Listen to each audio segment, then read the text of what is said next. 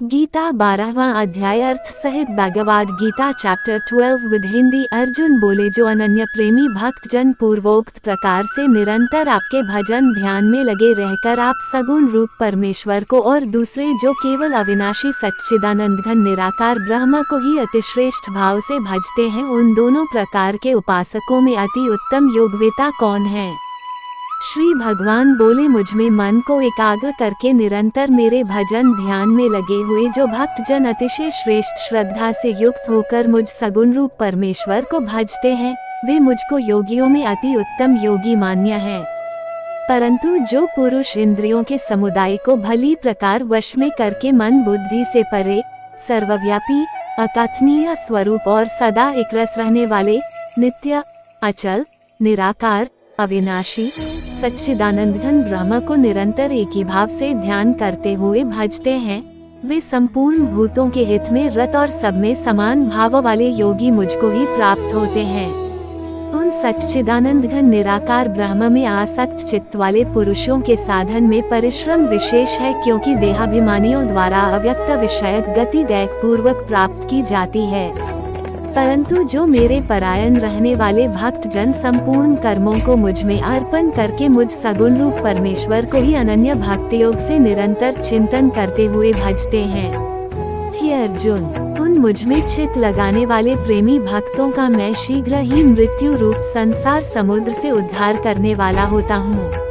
मुझ में मन को लगा और मुझ में ही बुद्धि को लगा, इसके उपरांत तू मुझ में ही निवास करेगा, इसमें कुछ भी संशय नहीं है।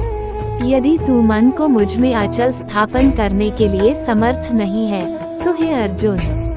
अभ्यास रूप भगवान के नाम और गुणों का श्रवण कीर्तन मनन तथा श्वास द्वारा जप और भगवत प्राप्ति विषयक शास्त्रों का पठन पाठन इत्यादि चेष्टाएं भगवत प्राप्ति के लिए बारंबार करने का नाम अभ्यास है। योग द्वारा मुझको प्राप्त होने के लिए इच्छा कर। यदि तू उपर्युक्त अभ्यास में भी असमर्थ है, तो केवल मेरे लिए कर्म करने के ही परायण हो जा।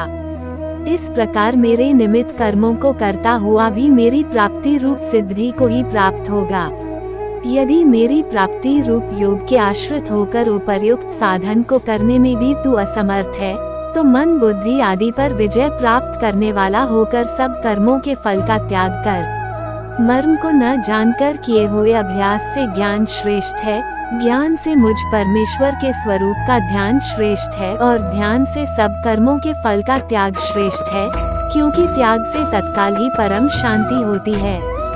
जो पुरुष सब भूतों में द्वेष भाव से रहित स्वार्थ रहित सबका प्रेमी और हेतु रहित दयालु है तथा ममता से रहित अहंकार से रहित सुख दुखों की प्राप्ति में सम और क्षमावान है, अर्थात अपराध करने वाले को भी अभय देने वाला है, तथा जो योगी निरंतर संतुष्ट है, मन इंद्रियों सहित शरीर को वश में किए हुए है और मुझ में दृढ़ निश्चय वाला है, वह मुझ में अर्पण किए हुए मन बुद्धि वाला मेरा भक्त मुझको प्रिय है। जिससे कोई भी जीव उद्वेग को प्राप्त नहीं होता और जो स्वयं भी किसी जीव से उद्वेग को प्राप्त नहीं होता, तथा जो हर्ष अमर्ष दूसरे की उन्नति को देखकर संताप होने का नाम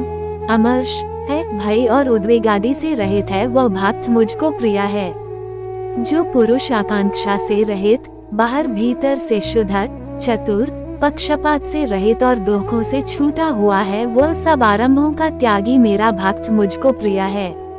जो पुरुष आकांक्षा से रहित बाहर भीतर से शुद्ध चतुर पक्षपात से रहित और दुखों से छूटा हुआ है, वह सब आरंभों का त्यागी मेरा भक्त मुझको प्रिय है। जो न कभी हर्षित होता है, न द्वेष करता है, न शोक करता है, न कामना करता है, तथा जो शुभ और अशुभ संपूर्ण कर्मों का त्यागी है, वह भक्ति युक्त पुरुष मुझको प्रिय है।